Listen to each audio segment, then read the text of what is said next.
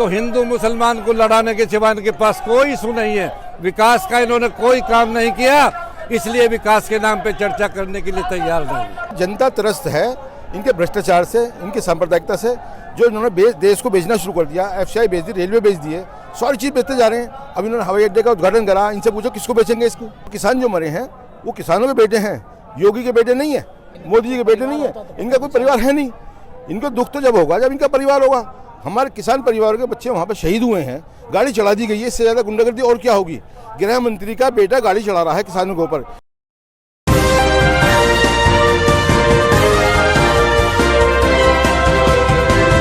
2022 का चुनावी बिगुल बज चुका है और आज अखिलेश यादव जयंत चौधरी की संकल्प रैली है। और इस संकल्प रैली के लिए खास कुछ बातें आप लोगों को बता दूं कि पश्चिम उत्तर प्रदेश में समाजवादी पार्टी और आरएलडी की लहर देखने को मिल रही है और उस लहर से बचने के लिए भारतीय जनता पार्टी ने अपना प्रभारी पश्चिम उत्तर प्रदेश का अमित शाह जी को बना दिया है।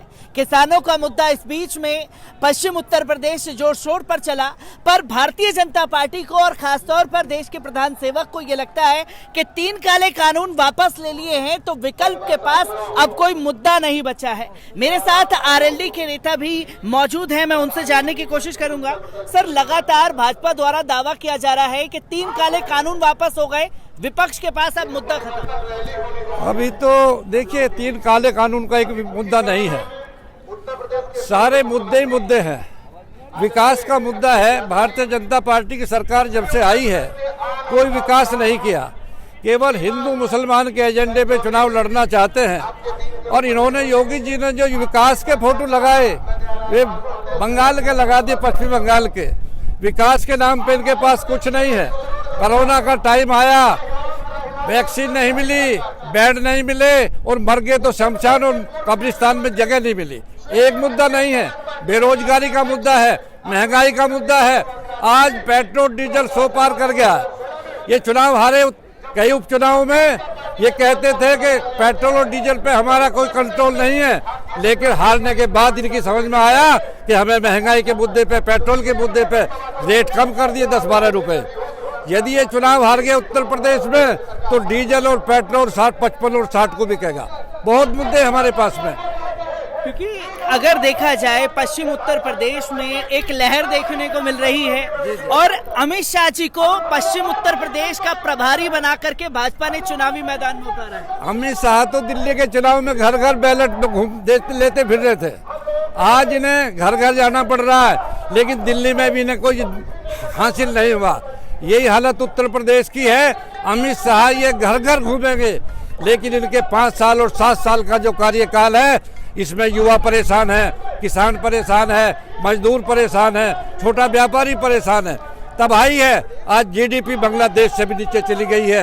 ये सारे मुद्दे विपक्ष के पास में हैं। विपक्ष के पास मुद्दे पर हैं, पर अगर जब भी बात विपक्ष मुद्दों की करता है तो कहा जाता है शमशान, कब्रिस्तान, मंदिर, मस्जिद। अभी हाल ही में केशव प्रसाद मौर्य ने भी मथुरा को लेकर के ऐलान किया कि अयोध्या जीत ली है और अयोध्या अखिलेश के यादव में ऐसी थी और हम लोगों ने बनवा दिया उसे। इन्होंने नहीं बनवाया, सुप्रीम कोर्ट का आदेश हुआ, उन्होंने कही कि राम मंदिर बनना चाहिए। इनका उसमें कोई रोल नहीं है, सुप्रीम कोर्ट का आदेश है।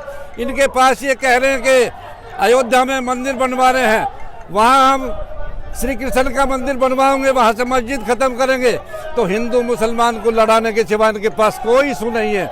विकास का इन्होंने कोई काम नहीं किया, इसलिए विकास के नाम पे चर्चा करने के लिए तैयार नहीं। इस संकल्प रैली से क्या लोगों को एक मैसेज देना चाहेंगे सर? इसमें तो मैसेज साफ है। संकल्प रैली से 2 बड़े नेता चौधरी, जयंत चौधरी और अखिलेश जी एक साथ आए हैं और लेके पश्चिम से पूर्व तक संकल्प रैली जो हुई है इसकी धूम मचेगी और जनता आज इनके पक्ष में खड़ी होने के लिए तैयार है। आज संकल्प रैली में बड़ी तादाद में लोग पहुंचने वाले हैं, पर जब भी मेन स्ट्रीम मीडिया की बात की जाए और भारतीय जनता पार्टी तमाम तस्वीरें रैली की दिखाती हुई नजर आती है कि भीड़ जुटाने में कामयाब नहीं हो पा रहे हैं, क्योंकि मोदी जी और योगी जी ऐसा फेस है जो कोई वैकल्पिक तौर पर खड़ा नहीं हो पा रहा है इनके लिए। नहीं, मोदी और योगी जी की जो बात है ना, उनकी सच्चाई जो भी सब कुछ है जनता उनकी सब समझ चुकी है। और ये चीज़ें चल गई पहले चुनाव में, अब जनता समझ चुकी है, युवा समझ चुका है, किसान समझ चुका है, बेरोजगार समझ चुका है, गरीब समझ चुका है, इनकी सारी पोल खुल चुकी है, सब समझ चुके हैं। अब ये बात इनकी जो है ना, वो कहते हैं ना काठ की बार बार नहीं चढ़ती, लोग बहुत ज़मीनी स्तर पे इनको बहुत तरह से समझ चुके हैं और इस बार इनका सफाया जनता करेगी। इस बार जनता सफाया करेगी क्योंकि साफ तौर पर कहा जा रहा है कि अब तो 3 काले कानून वापस ले लिए, विपक्ष के पास पहली बात कोई मुद्दा खत्म, और किसान जो अब बैठे हुए हैं वो राजनीति कर रहे हैं सिर्फ। ऐसा नहीं है, अभी तो हमारे जो 700 से ज़्यादा शहीद हुए हैं उनका हिसाब लेना है, जो हमारे मुकदमे हमारे ऊपर लिखे गए हैं उनको वापसी होना है।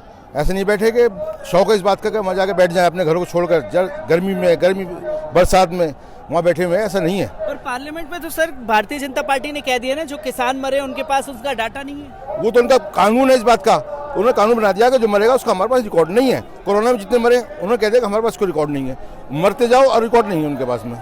क्योंकि उत्तर प्रदेश में कोरोना को लेकर के तो योगी सरकार ने साफ तौर पर कर दिया कि कोरोना से कोई मौत नहीं हुई उत्तर प्रदेश में। जब उन्होंने अस्पतालों को ये कह दिया कि कोरोना लिखना नहीं है, अब जो अस्पतालों में मरे हैं, अस्पताल से बाहर मरे हैं, कहाँ मरे? कोरोना से तो मरे, वो कोरोना से ही मरे हैं, वो ऐसा नहीं है। क्योंकि 2 बड़े चेहरे आज एक साथ मंच पर आएंगे। भारतीय जनता पार्टी लगातार ये दावा कर रही है कि चाहे कितने भी गठबंधन बना लिए जाएं, वो योगी जी पर कोई असर नहीं होगा। ये जनता बताएगी ना, ये जनता बताएगी। जनता त्रस्त है इनके भ्रष्टाचार से, इनकी सांप्रदायिकता से, जो इन्होंने देश को बेचना शुरू कर दिया। एफसीआई बेच दी, रेलवे बेच दिए, सारी चीज़ बेचते जा रहे हैं। अब इन्होंने हवाई अड्डे का उद्घाटन करा, इनसे पूछो किसको बेचेंगे इसको? अगर जब तक बन गया और ये मोदी जी रह गए तो पता नहीं किसको बेचेंगे इस हवाई अड्डे को, नए को।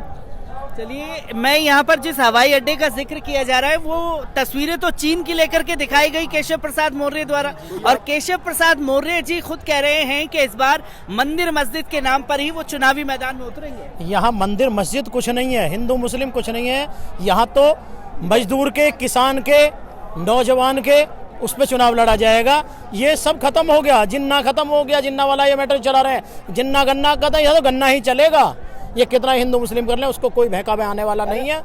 पश्चिमी उत्तर प्रदेश में अमित शाह जी को प्रभारी बना करके भेजा है। ऐसे अमित शाह जी को कितनी बार प्रभारी बना के भेज दो, जनता जान चुकी है, इनको मुंह तोड़ जवाब देगी। किसी भी चीज में ये रुकने वाले नहीं। आप देखिए कितना जनसैलाब आज उमड़ रहा है। अगर मैं कैमरामैन आपके से कहूंगा कि ये इधर दिखाएं कि कितना जनसैलाब है, कोई फर्क नहीं पड़ेगा इस पे। यहाँ चाहे कितनी भी भीड़ आ जाए, कितने भी गठबंधन बन जाए, भाजपा ये कह रही है कि उन पर कोई फर्क नहीं पड़ेगा। फर्क तो भाजपा पे पड़ना है, हमारे ऊपर फर्क है। हम तो जनसैलाब के साथ में हैं, बहुत बेतुका जनसैलाब जुड़ रहा है। ये किसान, मजदूर, नौजवानों की आवाज है, ये 2 युवा चेहरों की आवाज है। 2 चेहरे जो ये बनकर आए हैं, इनका जो गठबंधन है ये आने वाले वर्षों चलेगा। ये गठबंधन बरसों बरस चलेगा, पर गठबंधन 2017 में भी बनाया गया, 2019 में भी बनाया गया, उसको भाजपा हथियार के तौर पर इस्तेमाल कर रही है। क्या इस बार कामयाब हो पाएगी भाजपा? नहीं, पिछली बार भाजपा ने जो जहर घोला था जनता के दिमाग में और दिलो दिमाग में बिठा दिया था, वो जहर जनता अब समझ चुकी है जनता कि ये हमें लड़ाकर हिंदू मुसलमान करके हमारी वोट लेकर सत्ता पर काबिज होना चाहते हैं। लेकिन अब जो 5 साल और ये 7.5 साल इनके गुजरे हैं, अब नहीं चलने वाला। मोदी जी 7 साल हो चुके, लेकिन मोदी जी ने सिवाय देश को बेचने के और कुछ नहीं किया। मोदी जी ने देश बेचा है, जो संस्थाएं हैं सरकारी उन्हें सबको बेच दिया है। योगी जी ठोकनार ये जानते हैं। इसके अलावा अगर कोई मर रहा है, हमारे किसान मरे लखीमपुर खीरी में, किसी ने कोई हमदर्दी नहीं दिखाई। उनका पैसा हमें चाहिए, क्योंकि वो किसान जो मरे हैं वो किसानों के बेटे हैं, योगी के बेटे नहीं है, अमित शाह के बेटे नहीं है, मोदी जी के बेटे नहीं है। इनका कोई परिवार है नहीं। इनको दुख तो जब होगा जब इनका परिवार होगा। हमारे किसान परिवार के बच्चे वहाँ पर शहीद हुए हैं, गाड़ी चढ़ा दी गई है। इससे ज़्यादा गुंडागर्दी और क्या होगी?